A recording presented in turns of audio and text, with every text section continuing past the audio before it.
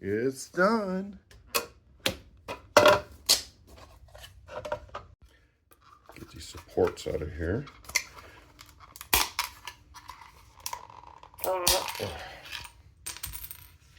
It's a little bit light fuzzing.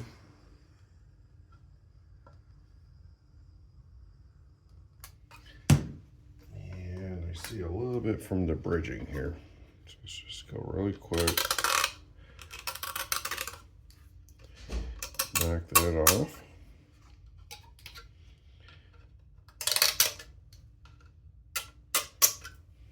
There. And we have a Qtip dispenser.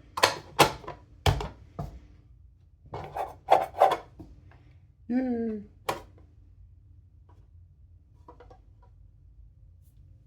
I found the Qtip dispenser on Printables.com 458084.